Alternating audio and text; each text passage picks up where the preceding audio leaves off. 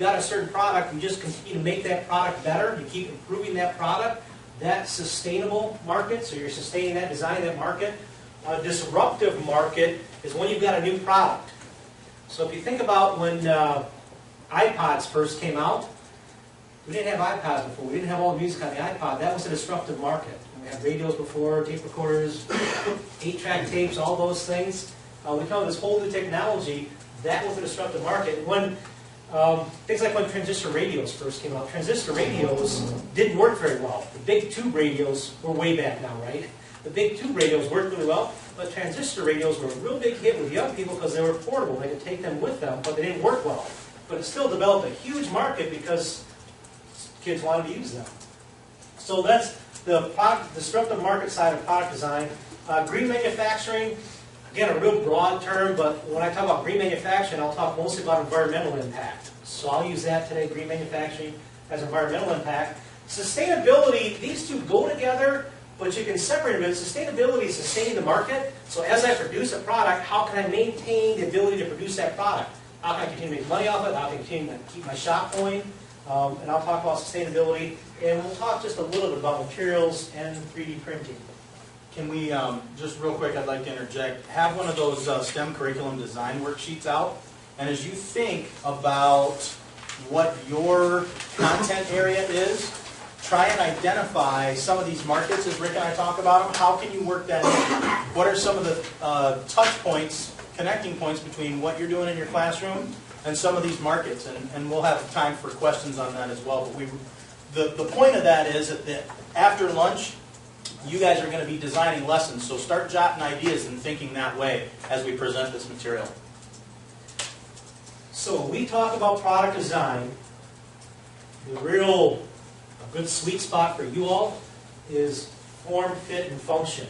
So when we talk about designing a product, these are three main terms we're worried about: form, fit, and function. So when you're looking at building a project, these are the type of questions you can ask. Aesthetically pleasing, that's where the art kind of comes into engineering and design. So form is aesthetically pleasing. Does it fit, does it relate to the other components of the design? All the parts on this mouse, do they all fit together? Do they all work like they're supposed to? And then function. Design intent falls under function, and engineering spends a lot of time right here. What is the design intent of the product? That wheel and the mouse is supposed to scroll nice and freely. It's not supposed to hang up on you. It's supposed to be a nice, smooth interface. That's the design intent. The design intent is also you press down on it with so many pounds of pressure. Those things are called design intent, and as designers go through, that's what they want to improve on when they're building a product. And does the product deliver the expected performance? But again, those three things are real important if you're going to design your own project, those three topics. What do you think, engineers? Form, fit, and function? Kind of live there, right? Yep. So the question you ask, so guiding questions, you've probably heard of guiding questions. Project-based learning is a lot based on guiding questions. How might we improve? And that might word I saw that, buddy. Nice job.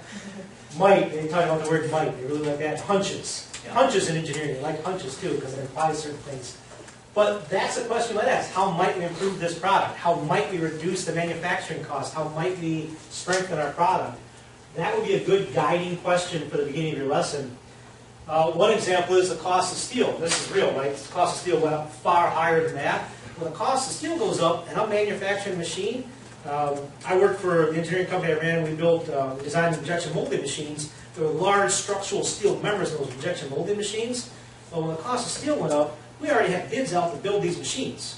And they go out 3 years, right? You've got a new product you're going to design. You design that machine to build this product in 3 years. Well, in the course of that time, the price of steel tripled in some cases. So now we've bid out a product that the cost of manufacturing that product tripled. We had to be pretty innovative in how we actually created the final product to make a little bit of margin on it. So it's a good question right there.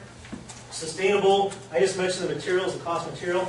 And then, again, the disruptive markets, I kind of already talked about that. And new opportunities for products. And the reason I bring this up a couple times is this is what kids love right here. What's new? What can they think of? Because that really gives them some ownership because they're thinking of something they can create. They're using something or something they do in their environment that they can create. Those are really good lessons if you have them work on something they want to build. Cradle to cradle, and again, we bring up these topics just to get you familiar with the vocabulary and give you maybe some ideas on how to do this. But cradle to cradle design basically, and this is just one example, it's got a lot of different definitions. The current design, as I design a product, that top line says time on it. As I go through time, design the product, I've developed 3, 6 of them, 9 of them here. I create a bunch of waste as I develop that product, and that's expensive down there. Down here, they started to recycle some of this waste. They're reusing plastics, things like that. So I get a little bit back. But in the cradle-to-cradle design, we do things like burn up that waste, so I recreate energy from that. So I got a whole loop of all the materials I'm consuming. I want all those materials I'm using to be in that design process, that manufacturing process to create that product. Again, one of those topics you could spend a lot of time talking about this, but we're just bringing out what the topic is to get you familiar with it. So does that make sense, cradle to cradle? Some of the examples, came out dark. A lot of coffee cups now. This one claims not to burn your fingers too, it's thick enough. Some of those, they burn your fingers right away. But a lot of repurposing of materials. So repurposing is taking some materials, grinding them up, and putting them in a different form. That's what we're doing repurposing. The same here, my daughter, in fact, has a backpack. She had to get this backpack. All of her buddies had to get this backpack that was recyclable. Anybody know the name of those? She told me, I forgot. But they all had to get that back. For kids, that's really big. They love that. And they all had to get that particular brand of backpack. But recycling-wise, to reuse this back plate here, what actually happens is parts like this, they'll grind up into these pellets. And we'll talk about an injection molding machine I mentioned a minute ago.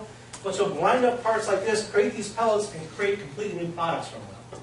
Again, that cradle-to-cradle concept. When you're done using a product, how can I reuse those materials? Well, there's a lot of petroleum-based materials based in plastic, so the hate seeing those go into landfills. This is a really good example of cradle-to-cradle manufacturing. Ink toner, ink cartridges. Oh, so when you return your ink cartridge, this is all in-house, and I forget what I used here. I have the name of the company up there? That's Canon. Yeah, Canon, yep. So in Canon, right there, it's recycled at Canon. So this is all within their factories. They're not sending this out to be done because it was more economical for them to do that internally than to send this process externally. So what they do when they get a toner cartridge come back to them, they send it to recycling, and they take parts they can reuse. So they take some metal parts out of those cartridges they can reuse, they pull those off. The rest gets ground up in those little pellets, and then they're going to use those pellets further down in the manufacturing process to create the next toner cartridge. These stuff they don't use, the toner that gets left in those cartridges, they burn that and use that for energy to run their plant. So now we're trying to use all those resources that went into that product in that complete cycle there, and it then goes back through, you print with it, and send it all back.